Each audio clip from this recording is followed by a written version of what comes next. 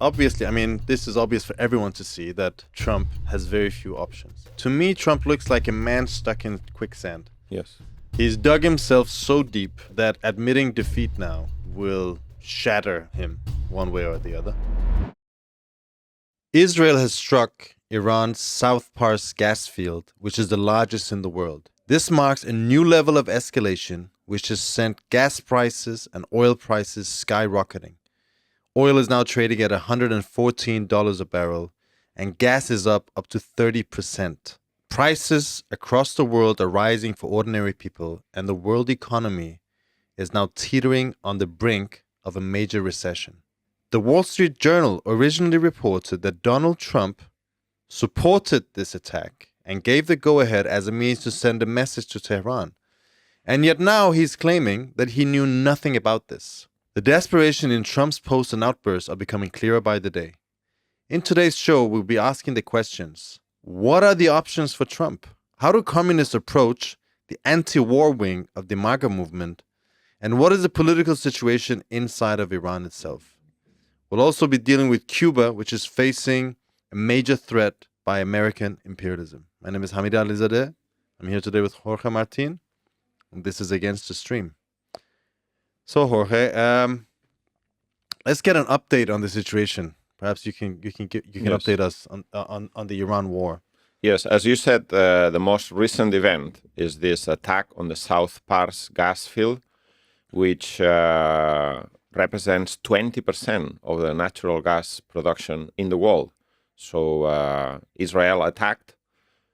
This is a gas field that stretches across Iran. There's a part that is exploited by Iran, another part by Qatar. So it's a joint gas field. And obviously, Israel attacked this, I will say, in desperation, in frustration, right?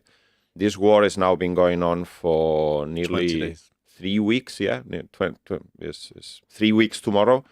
And they haven't achieved any of their aims. They have certainly bombed Iran. They have killed quite a lot of the leading figures, officials, both the military and political leadership. And they have certainly damaged quite a lot of the capacity of Iran to launch missiles and drones. However, 20 days later, Iran is still able to retaliate quite heavily. Yesterday, when Israel bombed this gas field, obviously Iran retaliated by bombing the Qatari side of the gas field. They also attacked jointly with Hezbollah in Lebanon. They attacked Israel. I think two people were killed. And so 20 days later, the ability of Iran to send missiles and drones has not been eliminated. And this was one of the main aims of the war. There has been no popular uprising in Iran. Quite the opposite. I will say the population is rallying around the defense of the country against foreign attacks, which are quite indiscriminate as well, not only targeting military targets, but also infrastructure, civilian targets, attacking hospitals and schools. And so there's no regime change, and the regime in Iran is nowhere closer to complying with any orders from the United States. Not only this, but I will say that Iran has the upper hand in this battle because they now control the Strait of Hormuz, which shouldn't come as a surprise to anyone. This was forewarned and foretold.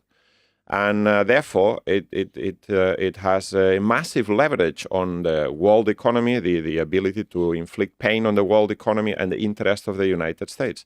So I will say that the attack yesterday by Israel and any further escalation on the part of Trump is out of desperation. They have not achieved their aims. They're getting more and more frustrated, and they don't have many good options. And in the last few days, Iran has been able to strike some important targets.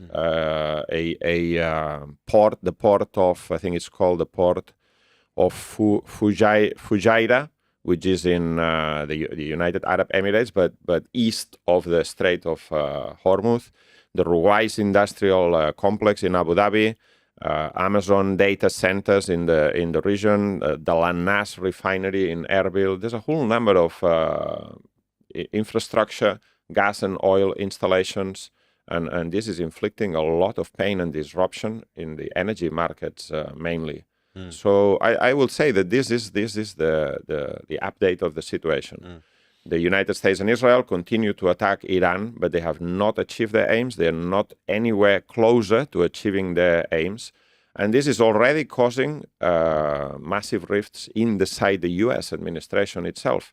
We saw the resignation of Joe Kent, who's the national director of the Counterterrorism Center. And in his resignation letter, he said very clearly that the reasons for this war, that being given for this war, are fake, and that he does not support a war that's been pushed onto the American administration by Israel. This is a very high-level resignation. And in the last few days, there's also been a whole number of other indications that there are serious divisions at the top. Yeah. I mean, just on the economic side of things, until yesterday, oil prices were at $100 Yes. Per barrel, and gas prices for ordinary people, petrol prices, as we called it in Britain, were up about a third. In the US, gas prices were up about a third, which amounts to about $500 a year extra for an average American family. That's about a 20% increase, which is quite a lot. And in reality is more than that.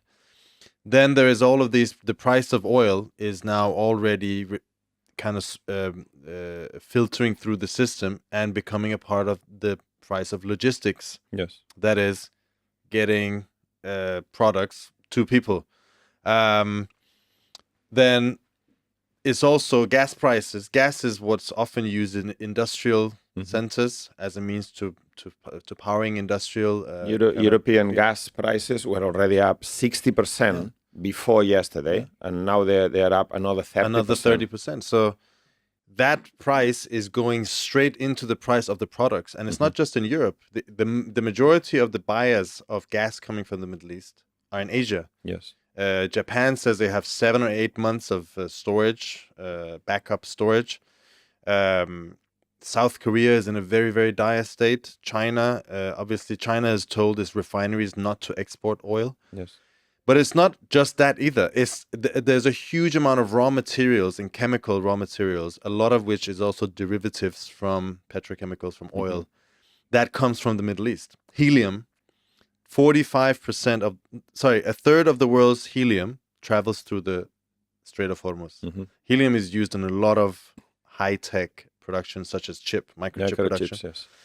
45% of sulfur, 24% of aluminium. I didn't realize that. And 22% of the world's seaborne urea, which is a fertilizer. A lot of fertilizer material. Yeah, sulfur is also for fertilizers. Goes through the strait.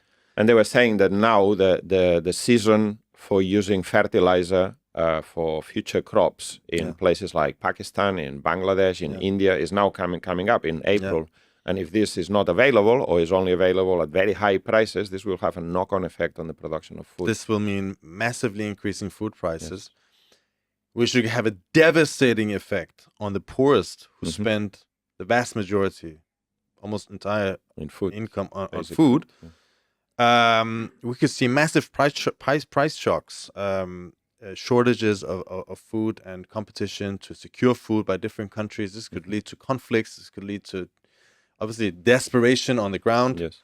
And not only that, even if this strait was open tomorrow, it would take 1 to 3 months to reestablish shipping because there's such a backed up. There's lots of tankers on it. People not waiting around. They're going around other places in the world trying to find whatever. And then there's a long backlog of things that has to be restored. Then there's obviously the infrastructure, the port infrastructure that needs to be restored as well. So then there's the production itself, which has now been stopped at major refineries and gas plants. And what they all say is that refinery oil production at every level has to keep flowing. The machine has to, otherwise it will kind clog of clog up, and it takes a long time to open up. So We're there's another already element. dealing with a major problem that's coming through Yes. and has not showed itself yet. Yes. And there's another element to this that, in fact, it's not that the Strait of Hormuz is completely closed. Iran controls the Strait of Hormuz, but it's allowing Iranian oil. It's still being exported. And they reached a deal with India, so they are allowing that to be exported. And the U.S. can do nothing about this. Bessent, the Secretary of the Treasury, he said, no, we're not going to prevent Iranian oil from coming out because we want to maintain the oil prices worldwide under control. So basically, they are helping the Iranian regime, which is now selling oil at very high prices. They're also helping the Russians, who are now able to sell oil at $100 when previously they had to sell it at $40. They now have to leave. The United States has lifted sanctions on Russian oil. And so it's a complete disaster from any point of view. And there's just one more economic aspect of this, which is that fuel for airplanes is going up. This is one, I think it's gone up by 60%. We were just reading before that Scandinavian Airlines has now canceled 1,000 flights for the month of April, and the prices of air travel is going to go up, or is going up already, and going to have a big Some countries big in impact. Asia have jet fuel for a couple of weeks. And then there's obviously the price, the impact that this will have on ordinary working class people. London families are facing up to £1,500 extra in costs this year. Now, if you're a working class family living in London, that is a lot of money. That is for a low income, unskilled worker. That's almost a month's wage. More than a month's. No, more than a month's wage. Most families can barely afford a holiday. And now this amounts to a full extra holiday that they have to pay for. And this was at the time when they were saying that after the whole increase in energy prices as a result of the war in Ukraine and all that, the prices were now going down from the 1st of April. But that you can forget about that. Yeah. And it's obviously, I mean, this is obvious for everyone to see that Trump has very few options. And I think that's the important thing. To me, Trump looks like a man stuck in quicksand. He's dug himself so deep that admitting defeat now will shatter him one way or the other. And that's why we see these desperate actions, escalatory. It's like someone's gone mad, like someone who's in a casino and has bet. Lost all of his money, and now he's bet his car, and he's bet his house. Now he's looking at the dog and his family, and he says one more time. Yes, and they say now they're gonna open up the Strait of Hormuz. They've been saying that for 2 weeks now. And we're gonna have a naval expedition basically to. But the Strait of Hormuz, first of all, is 22 miles wide. It's about 30 some kilometers. But the actual area where the passage where the big super tankers can go through is about 2 miles. That's right. Which means it's like a little served up on a plate. For any missile or rocket or anything drone on the only way you can open it is by invading the land side on Iran's side, right? Which would require a huge effort. Iran is Iran is a massive country. This would mean, they called in the 82nd Marine Expeditionary Force, and this from Japan, I believe, or somewhere else in Asia, is 5,000 Marines. That's not enough. 5,000 Marines could secure a small area, and that would be a difficult thing inside a country like Iran, which is mountainous, is desert full. But even if you secure a small area of the land side around the Strait of Hormuz, the Strait of Hormuz is still mined. Is still subject to drone attacks, or and then you see American casualties. Exactly right, and that would be mission creep that we've been saying. And he's refusing to take this off the board. He says, no, well, this is still in play. We might do it. We may not do it. Yeah, but you see, every time there's an escalation, he is then forced to back off. For instance, in relation to this attack on the South Pars gas field, he first said he didn't know anything. Then it was revealed that the United States were fully aware, as they would, But now he's saying, okay, there will be no more attacks on this gas field because otherwise there will be a massive escalation. Yeah. So basically, Israel attacks Iran, the Iranian side of the gas field. Iran attacks the Qatari side of the gas field. The Qataris are not happy at all about this, and they issue a condemnation. They issue a condemnation of Israel's attack on the gas field. And the United States, instead of saying, yes, we're going forward and we are winning this war, we're imposing our will on the Iranians, they are saying, no, there's not going to be any more Israeli attacks on this particular gas field. Yeah. So he has to back down. Every time he escalates, he creates more unintended consequences from which he has to run away. Yeah. And this is bringing to the fore all of the contradictions within the American regime and within Trumpism itself. Yes. I think you mentioned Joe Kent, the head of counterterrorism, has resigned publicly. The letter was damning in the sense it said we would been dragged into this war by Israel. We had no interest in this. And he's right to a large extent. That is more or less what's happened. And then we have Tulsi Gabbard, who is the head of, what is it? She's the head of all National Intelligence. So the body that oversees all of the intelligence agencies. Yes. She made a tweet the other day or a statement. But before you say that, she is a person who came into the administration on the basis of her anti-war record. And she was particularly adamant that the United States should not go to war in Iran, that they had no business in going to war in Iran. Yeah. That was her record. Yeah. Now she finds herself. And now she's finding herself. First of all, let's just say there's been an uproar against this by Trump and MAGA podcasters and journalists for a long time. Tucker Carlson says this is a disgusting war. Joe Rogan has distanced himself from it. Even Charlie Kirk, who was assassinated last year, just before his assassination, said this would be this was a stupid mistake to go into. Megyn Kelly, another one of these kind of ex-Fox News journalists, vehemently against it.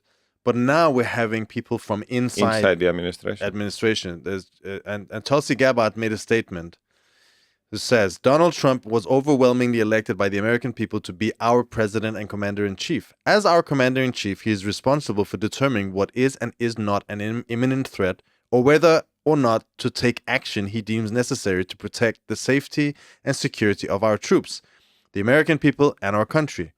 The Office of the Director of National Intelligence is responsible for helping coordinate and integrate all intelligence to provide the President and Commander-in-Chief with the best information available to inform his decisions.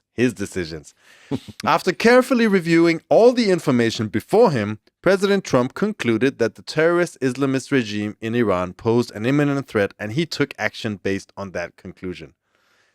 What is the meaning of this statement? There's many different meanings. One interpretation of this statement is that she is saying, is not what the intelligence was saying, but it's Trump's interpretation of that intelligence. Trump is responsible for taking this decision. Trump assessed the intelligence, and then he took his decision. I will say that this is basically herself distancing herself and the whole of the intelligence community from this decision. Because everyone knows that Iran did not pose an imminent threat to the United States. There was another Senate in Defense Committee hearing at which she said similar things and other intelligence officials said similar things. There was a leak to the media in Britain, an article in The Guardian where the director of national defense, I think, some high intelligence official in Britain said that in fact he was part of the negotiations that took place immediately before the war, negotiations between the U.S., Iran, brokered by Oman. And he says that Witkoff and Kushner, who were part of this delegation, did not have a technical team. They didn't know what they were talking about, the technical side of the nuclear negotiations, that the Iranians had put on the table a very significant offer, that they moved their position, and that in his assessment there was no imminent threat. And so all of this is building up a picture which is really damning for Trump. Yeah. The picture that he went to war without any clear plan, there was no imminent threat, and he was just dragged into this by Israel Netanyahu. And in fact, this article, what's the name of the person who wrote it? Powell. Jonathan Powell. Yeah, I think. He says that it was clear to... First of all, he says the offer that the Iranians brought was basically stopping enrichment altogether, which is a huge concession from Iran, which is what Trump has been asking for, in fact, this whole time. And then he says... But then he says that it was clear to him that Kushner and Witkoff were the agents of the Israelis. Yes. And that, I think, is quite interesting in terms of this is what's beginning to kind of become quite clear and pronounced, that Israel is running the show, that Trump is under the thumb of Netanyahu, basically. And this obviously has lots of consequences. But before that, this puts Trump in a position that Israel is obviously keep pushing these the buttons and pushing ahead. And if he doesn't take responsibility for it, then he looks like he's got an out of control asset, or ally, so-called ally. Yes. And if he does take responsibility for it, well, then he is responsible for the disaster. For the disaster that's unraveling. Of course. We have to say that Trump had his own reasons for going into this, for his own popularity. He was drunk with success with Venezuela. He thought that this was going to be a quick operation. But he was also told by the Israelis, look, we have all this intelligence. We're going to decapitate this regime, and this is immediately going to lead to a submissive regime or a popular uprising and so on. And this was completely this massive gamble that's gone wrong, really. And what is bringing out, I mean, the cost of living crisis, which is very, very pronounced in America, which was one of the key reasons why Trump was elected. Trump was elected essentially on promising to tackle the question of prices and living standards, inflation, and ending war. Yes, ending corruption, the corruption of the corruption and the lies of the establishment. Yes, and now he's been seen to be the most crude expression of the same type of behavior. In fact, if you read the national security strategy document that he published at the end of November, it says the Middle East will no longer be dominating the day-to-day strategy of the politics of the United States, because now is a place of peace and business and friendship, and it's gone completely the opposite. And here we are. His approval ratings are down to 40%, which is extremely low. And the approval rating of Israel is down enormously. Yes. This is from a couple of days ago. A recent poll says 41% of Americans sympathize with the Palestinians, whereas only 36% sympathize more with the Israelis. That is a huge sea change in American public opinion. I just saw that in Illinois, IPAC, which is this Israeli lobby, basically lost because they were opposing a candidate and they lost. Now, it wasn't the most pro-Palestinian candidate that was elected in the end. This is in the Democratic primaries. This shows, by the way, how these things work. Democrats, Republicans, it doesn't matter. It's all the same. But IPAC is becoming a poison chalice. Yes. Israeli support is becoming a poison chalice. And that must have an effect in the future for Israel's relationship with the U.S. At the moment, they're being dragged along. But for every new administration, it would be a question of maintaining the alliance with Israel, and through that the domination of the Middle East, or partial domination of the Middle East, or securing a stable political domestic situation.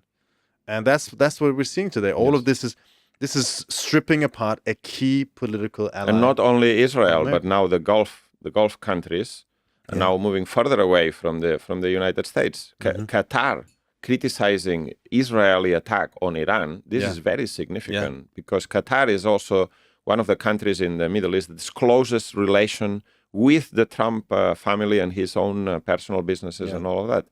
And I think that many of these regimes now, the reactionary monarchies in the Gulf, will be thinking, is it worth being the ally of the United States when then Israel does whatever they want in their own interest, and we pay the consequences because it is installations, infrastructure, oil, gas, tourism, air travel in these countries that's being affected by a war that they did not decide. They have no say.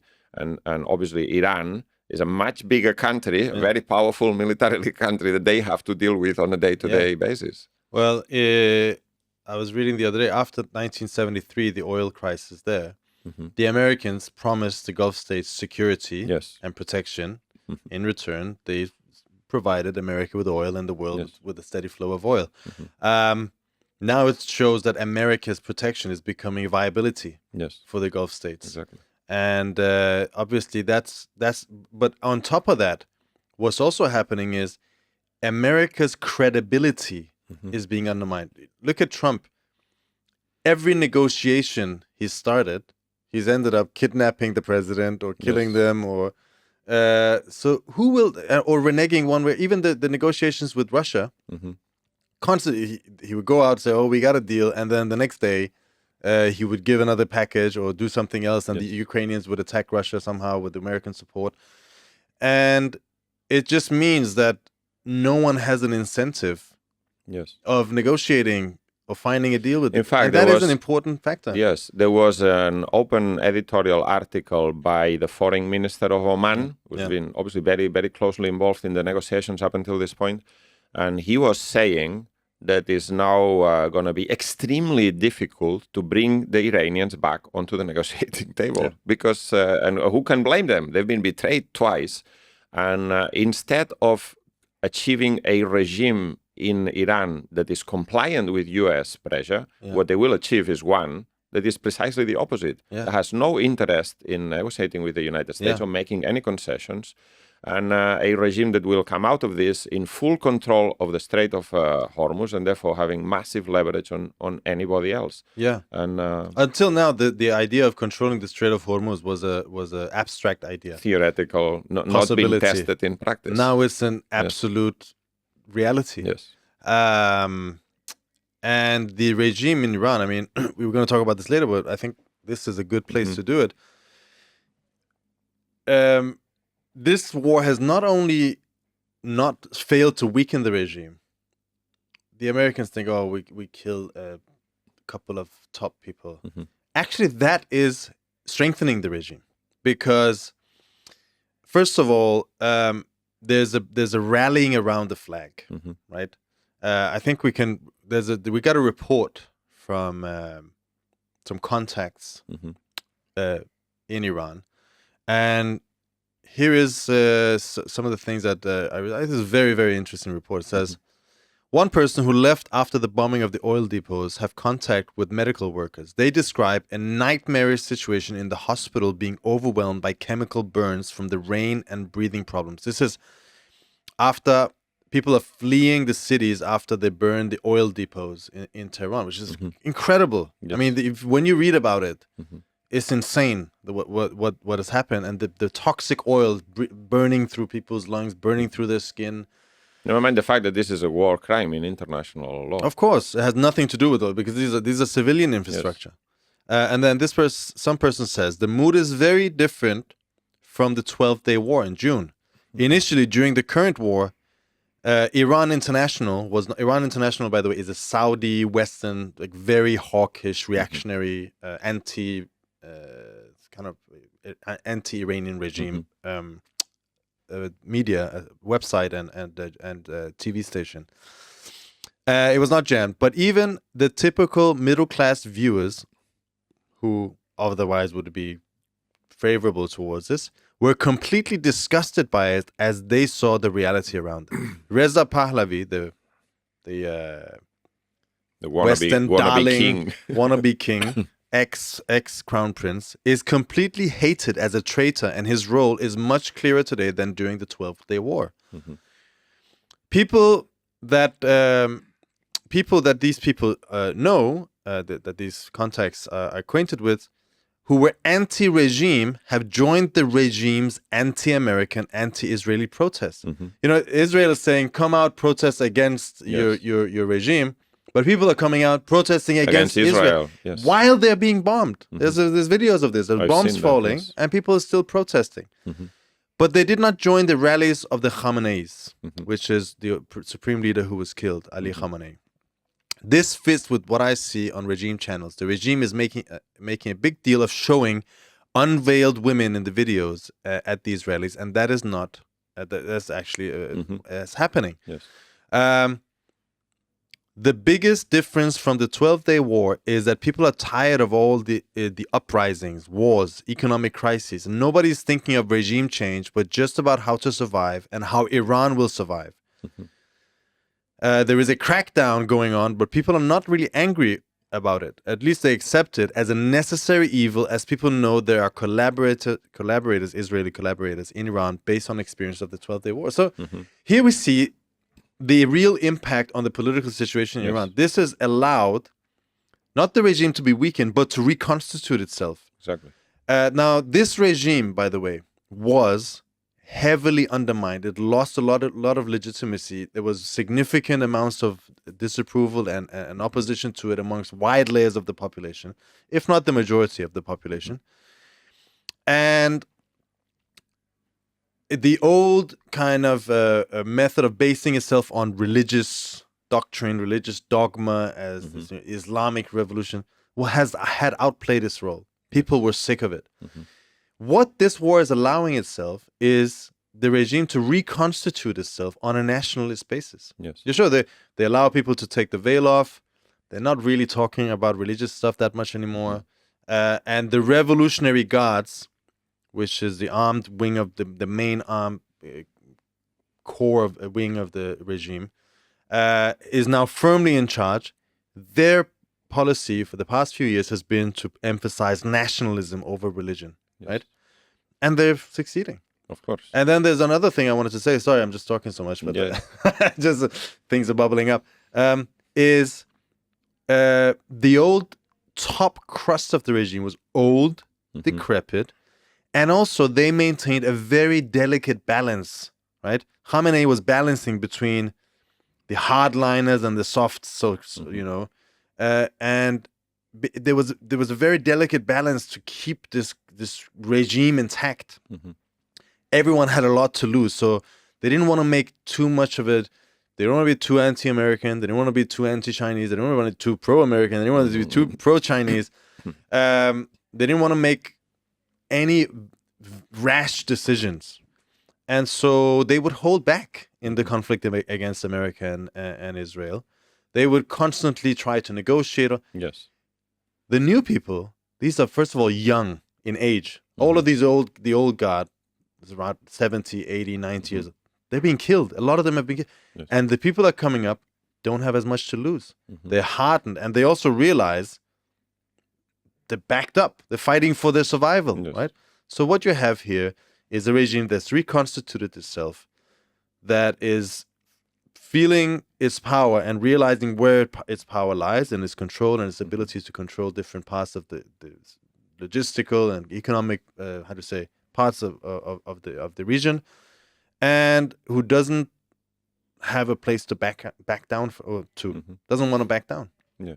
And also, if you think about it, Khamenei was known for having issued a religious edict saying that Iran should not have a nuclear bomb, right? Yeah. He's now dead. And the new people in charge, if I'm sitting if I'm in the shoes, the logical conclusion from all of this is that only having a nuclear weapon will act as a deterrent for Israeli and U.S. aggression. It's a logical conclusion.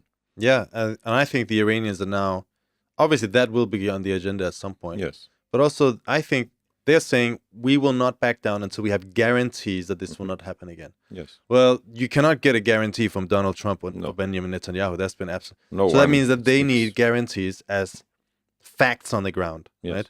Established facts, which means what? The way I see it is can only mean, this might be pure speculation, can only mean America out of the region. Yes. Of course. America out of the bases in Iraq, America out of the bases in the Gulf State. And that might be an actual demand that the Iranians are going to put. Yes. Or if not entirely, then significantly reduced presence. Yes. The air bases, the radars to be dismantled, or they destroyed this THAAD radar base in Jordan, was it? Takes 10 years to build. And it costs 200 million. Yeah. By the way, they need a huge amount of rare earths that China can only provide them. But I mean, there was talking about the mood inside Iran. There was also a report in the Financial Times where they were interviewing a middle-class woman from Tehran, and she was complaining about the bombing and so on. And she said, "I was in favor of regime change before this, but why can we not have regime change like in Venezuela, which is a surgical operation and no one's killed?" So some people were killed in Venezuela, but obviously they now have the reality of what this means in Iran. And obviously they don't like it. People don't like to be bombed. Yeah. Now that's obvious, but it's also making very clear what American tutelage and intervention means. Venezuela, we have to do a follow-up show on Venezuela, but Venezuela, everything is not great in Venezuela, and everything will not continue to be great in Venezuela. But here they have the most concentrated essence of American imperialism, and this shows you, the Iranian capitalism doesn't have anything to offer for the Iranian masses, but American imperialism has even less to offer. Yes. And that is the unfortunate choice that the Iranian people are left with. And this war has not only not overthrown the regime, not only not led to democratic development of Iran, but it's strengthened the regime and it's pushed back the class struggle. It's actually created a reactionary situation where people are saying, "Okay, enough of protesting. We just got to settle with what we have now, because there's no alternatives," which is a fact. Now, speaking of alternatives, we got a question on last week's show, which I thought is a very interesting one. It's one of our regular viewers. He said, because last week we talked about left-wing pacifism, liberal pacifism in dealing with this war, and we replied why it's not enough, and why it doesn't solve any of the problems. This person writes, "You addressed the left-wing pacifism, but how should we connect with the right-wing pacifists who make up part of the MAGA base here in the U.S.? By right-wing pacifism, I mean the America First idea that we can simply stay out of foreign wars and achieve a peaceful world through commerce. I've been watching many of those folks, these are MAGA folks, I assume, response to this war, and they are incredibly frustrated with the stupidity and senseless destruction of it.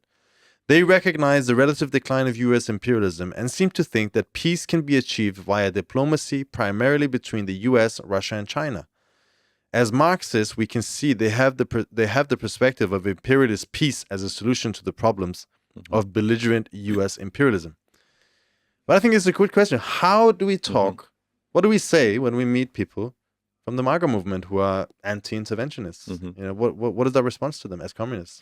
Well, I will say that first of all, we need to try to get into their heads, start a dialogue about the question of who benefits from this war. And why is these wars happening? These wars are not just happening because Trump is being pulled in by Netanyahu, though that plays a big role immediately. But these wars are happening because we live in a world of imperialism. And commerce cannot settle these disputes between different imperialist powers, the struggle for markets, spheres of influence, and so on.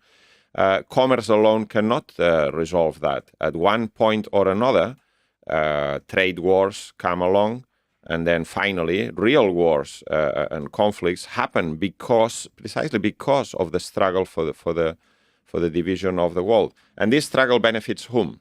It doesn't benefit doesn't benefit a steel worker from Ohio or a miner from Pennsylvania. It benefits the big multinationals that control the government in the United States.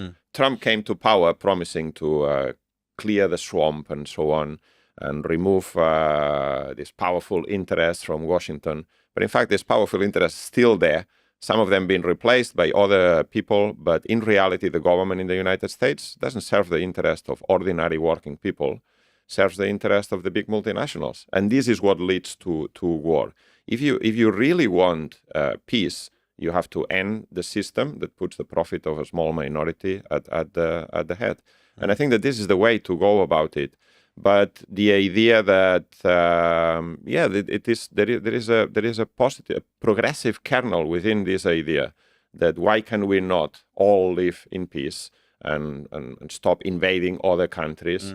And then we need to explain why is it that this is happening? You know, this is the capitalist system itself, and in its imperialist phase makes it inevitable. Yes, capitalism is not a system that is determined by the choices of its political leaders. Rather, it's the other way around. It sets a very narrow framework for those choices, and it has a certain logic of its own. And it's precisely through the development of trade, world trade, which eventually leads to clash between different nations. And that clash acquires a military aspect, because if you want to maintain your markets, you need to be able to protect them one way or another. If you don't do it, someone else will do it. Karl von Clausewitz, old Prussian war theoretician, once said war is the continuation of politics by other means.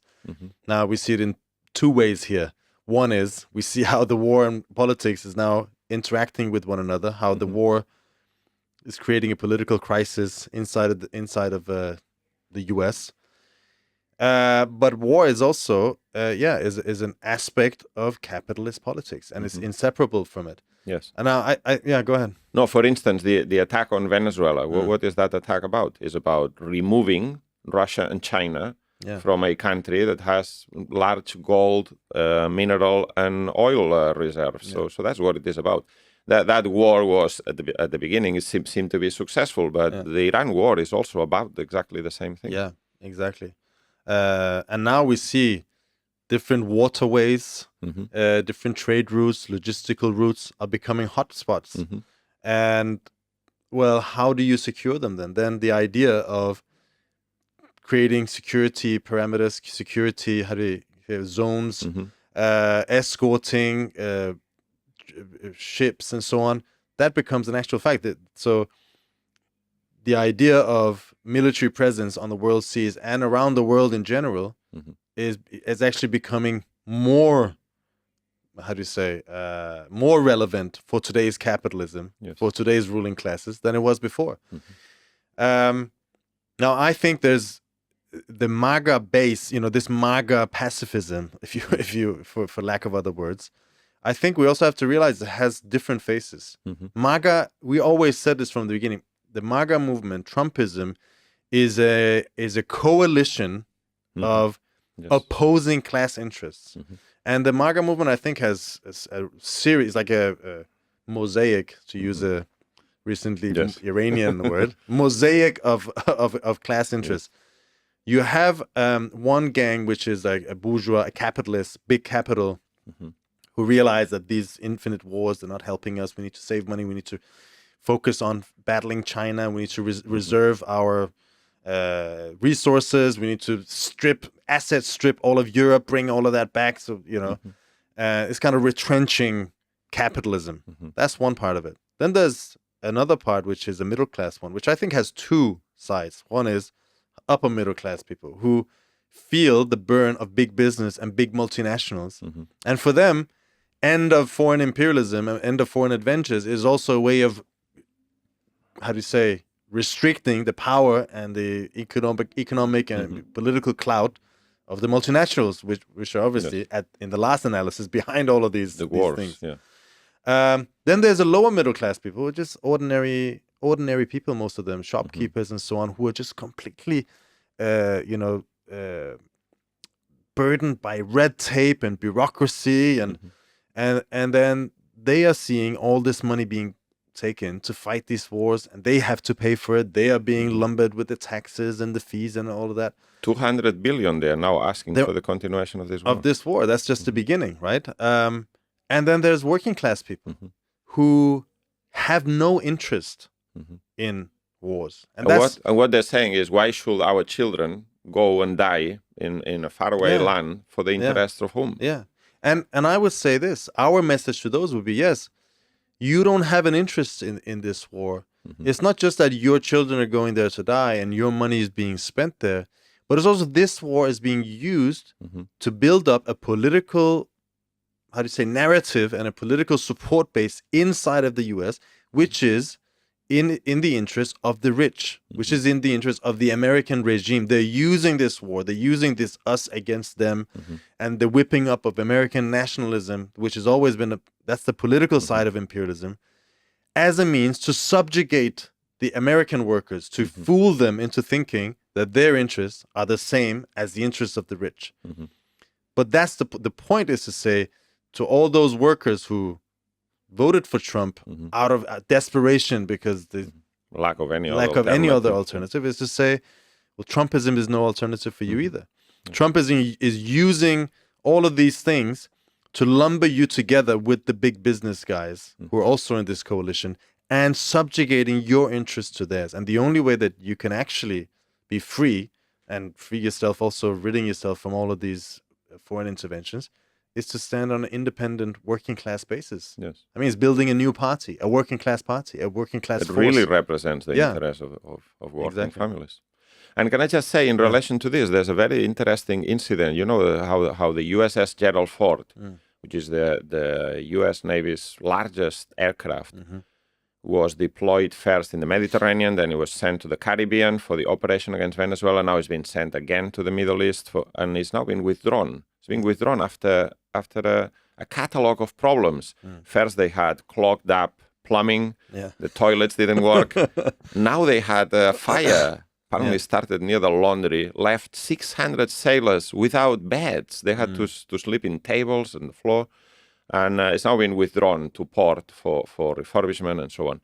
And the U.S. Navy's official investigation is not ruled out sabotage as the reason for all these problems, meaning that they are thinking that perhaps these sailors been deployed at sea for such the longest ever deployment of a U.S. Navy aircraft carrier since World War II. And so these soldiers are completely tired, sick and tired of this long deployment, and they're sabotaging their own installation so that the Gerald Ford is brought back to port, and the mission finishes early. And I wouldn't rule this out, and it's a symptom of the rebellion in the ranks. This is a dangerous thing. Yes, not just for Donald Trump, but for American imperialism. Full stop. Okay, I think, this is an ongoing thing. We'll get back to that. But I think we've been around a lot of interesting points. Now, the last point of the day is Cuba. The Cuban Revolution is in its 67 years, is it? 67, almost 70 years of fighting against incessant attacks by American imperialism. Yes. Cuba is a small island just off of the American coast. 90 miles. 90 miles off of the American coast. And America has thrown everything at Cuba. And yet the Cuban Revolution has persisted against all odds. But the latest measures by the Trump administration of basically blockading the country and starving it of oil and fuel. Yes, since January 28th. Has raised the level of crisis and alarm to new levels. Yes. Can you give us an update? Yes, really, it will seem like Trump has finally found a way of completely asphyxiating Cuba and the Cuban Revolution.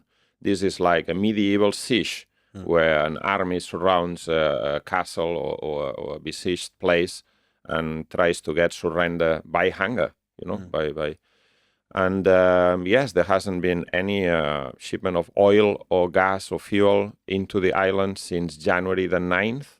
So that's now 3 months. And the situation is very desperate. There's no fuel for public transportation. Dialysis patients that have to be taken to the hospital for their treatment cannot be transported. Some of them are now living in medical facilities. University has closed down its face-to-face teaching. The newspapers have reduced its frequency. I think they're only coming out once a week. There is no fuel for transporting foodstuff from the countryside into the cities. Essential surgical operations have had to be postponed. And there's massive electricity blackouts. The last one on Monday, where the whole of the system went down. But even aside from this one incident, electricity cutoffs last for 20 hours, for 24 hours, 48 hours. And so people cannot preserve the food in the refrigerators. They cannot cook. They have to cook with vegetable coal. And the situation is very, very desperate and is getting worse because Cuba produces about 40% of the oil it needs for its energy needs, but it has to import the remaining 60%. The January the 3rd attack on Venezuela cut that one off, that supply off. And then there was a threat made by Trump on the Mexican government, which was another major supplier of oil to Cuba, to say you should stop or else we'll impose punitive tariffs. And obviously Mexico trades massively with the United States, and they decided to comply with this. And no one else so far has come to the help of Cuba. And side by side with this, the aim of the United States administration is to install a government in Cuba that's compliant with the United States demands and cuts off links with China, Russia, whoever else, like they did in Venezuela. And for a few weeks, there were lots of rumors that negotiations were taking place or informal talks with some of the members of the Castro family, Raúl Castro's grandson, and other people like that. The government in Cuba denied that there were official negotiations, but obviously talks were taking place. Last Friday, Díaz-Canel, the Cuban president, came out and said, yes, there have been talks. There are talks taking place. But these talks will take place on the basis of our national sovereignty and our rights and so on. But obviously, this is not the case. You cannot negotiate with the United States on the same level. The United States has the ability to cut off your oil supply. Then there's very little alternative. There is now talk of a couple of Russian tankers that are transporting fuel, crude oil and fuel to Cuba. But it's not very clear whether the United States will allow them through or not. And it seems that the two main demands by the United States is, one, the removal of the president, Díaz-Canel, and two, the opening up of the economy to U.S. investment, massive economic reforms, by which they mean the restoration of capitalism. That's what they mean. And the Cuban government in the last few days has already made some serious concessions. For instance, they have now issued a statement saying that U.S. Cuban Americans will be allowed to invest directly in Cuba, and not only in the sectors that are already open to foreign investment, but other key sectors, infrastructure, banking, tourism, and other sectors like that. So I think that this is already, there are very strong moves and the pressure from the United States towards capitalist restoration. Complete capitalist And restoration. there's another thing. I've been talking to a lot of people in Cuba. People say, many people have told me, if the United States come with a military invasion, we will resist, arms in hand. This will not be like Venezuela. And in fact, Silvio Rodriguez, who's a very well-known singer-songwriter from Cuba, said yesterday or the day before, and he sometimes has been critical of the bureaucracy and so on, but he said, I demand my right to have an assault rifle if they're coming in. And I'm not joking about this. So this is the mood, you know, there's a mood of national pride, national sovereignty, anti-imperialism. But the same people who told me this, they also said, but if the United States comes with an agreement saying we will lift the embargo or partially lift the blockade that's been ongoing since 1962, and in exchange you have to make economic reforms, opening up to the market and so on, most people would be in favor of a solution like that, because the situation now is so desperate that the idea of resisting, what's the alternative to It's death. Yes, there's no way to resist. Of course, yesterday, I think, or the day before, the Cuban president said, well, if what they're demanding is that the president should go, that is a direct interference in the political affairs of Cuba by a foreign power, we will not accept that. And you will be met with inexpugnable resistance. Okay, but this is fine words. But the problem is, what is the alternative? What is the alternative? Yeah. The process by which the leadership in Cuba has been making concessions and opening up to the market on the road towards capitalist restoration has been going on since 2011. 2011, the Communist Party Congress passed a series of guidelines, lineamientos, which were basically making lots of concessions to the market. And this was not presented as perhaps a necessary retreat, but it was presented as the way forward. The way forward. Solution. The Chinese way. The Chinese way or the Vietnamese way. Yeah. That is the restoration of capitalism. The Communist Party remains in power.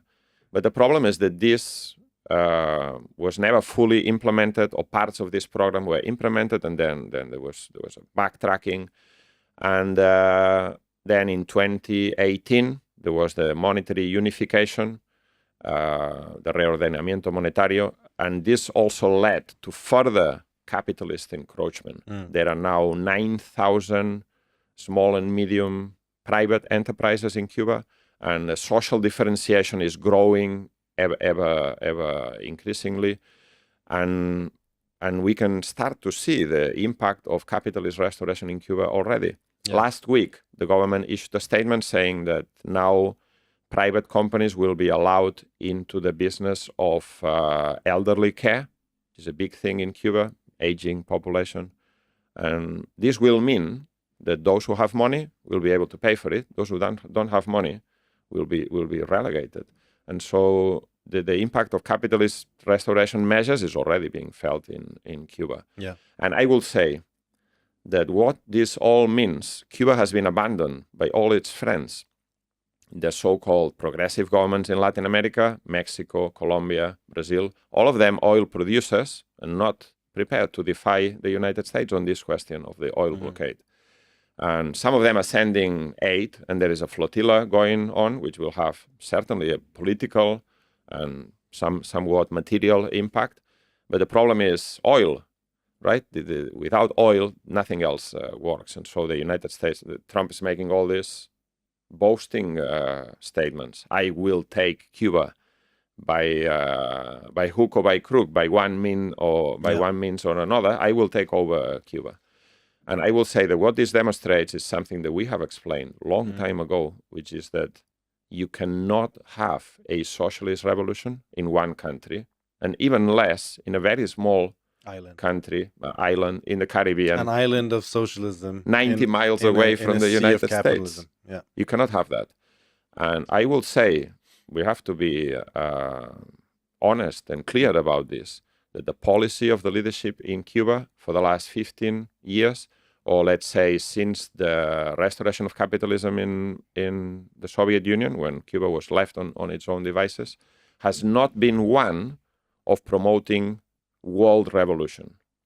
They have played with the idea of fighting against neoliberalism, supporting the progressive governments in Latin America, when what was clear at that time is that the only way forward for the Venezuelan revolution, for revolutionary movements in other countries, was the overthrow of capitalism. That will have solidified support for the Cuban revolution. That would have been, in reality, the only way forward. And we said this. You can go back to the articles we wrote 15 years ago. We're making this point very clear. Yeah. The fate of the Cuban Revolution will be decided on the arena of the world-class struggle. And there was lots of opportunities to spread the revolution, to break the isolation. I mean, during Chavez, yes, there was a huge boost opportunity there. But it's my impression that and that period there were revolutionary movements throughout Latin Yes. America, which means that Bolivia, Ecuador, Yeah. Argentina. every country had their kind Yes. of little moment Mhm. towards the left, and it doesn't mean that process is finished, but that was very very ripe moment, Mhm. and it's my impression, without knowing anywhere near as Mhm. much as you do about this, that the Cubans were rather playing the diplomatic game, Yes. playing the Fred Weston, who's Mhm. one of our co-hosts here. He said yesterday, it's like they played the geopolitical game, Exactly. leaning on this power, that power, Russia, China, Mhm. and I was thinking about it, and I think there's something to be said that Trotsky in the 30s wrote that the Soviet Union could, as a means of buying itself some breathing space, and it could use the conflict between different imperialist powers to its benefit. It could even momentarily make agreements and alliances with Yes. one or another, but those would be practical, momentary Mhm. alliances, whereas there was no there could not be any political alliance, because ultimately they have fundamentally differing Exactly. interests. And here you have a And country. sorry, and this is the reason why the United States is so adamant in destroying Cuba. It's not because of anything else than Cuba has abolished capitalism.